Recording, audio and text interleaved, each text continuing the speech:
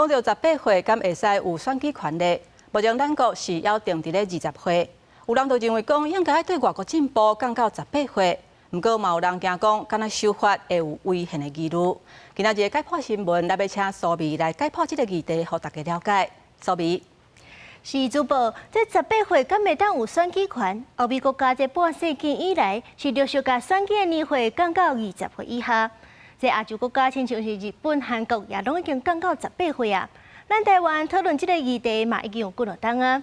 亲像这2022年的时阵，咱就捌用修宪、公平合法这个方式来投票。迄当阵这同意票是比无同意票较济。 不过，迄当阵的这个同意票的票数，并无超过总选举人的一半，所以讲落尾是无通过的。今年又搁要大选啊，所以讲大家就搁开始关注这个议题。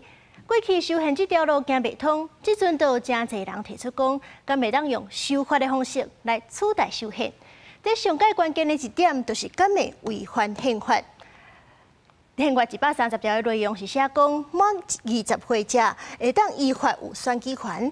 主张讲降到18岁是违宪的迄派，因认为讲宪法这条是已经写甲真清楚啊，明显限制讲这选举权都爱20岁才有。不过另外一派是认为讲宪法这个条文是一款保障咱的公民上满20岁都会有选举权。主张违宪者阁认为讲是袂使违背当初制定宪法的人的原意。不过另外一派是认为讲这时代的进步，宪法应该也会当有无共款的解释。 亲像迄当阵会定伫咧20岁，就是因为迄阵民法是20岁才成年。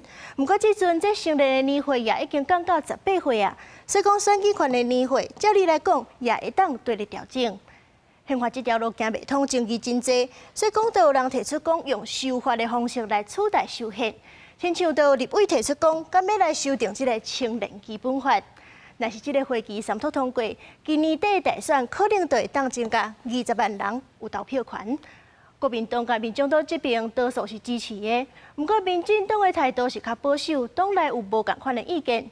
亲像立委林义锦是主张讲，先修法，修法了后再来申请释宪，互大法官来判断讲，这甲宪法敢有相冲突。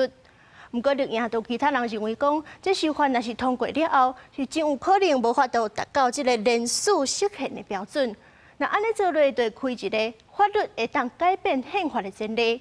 所以讲，因就呼吁讲，伫咧修法的同时，也爱启动修宪，避免讲未来修法失去原则、失去控制。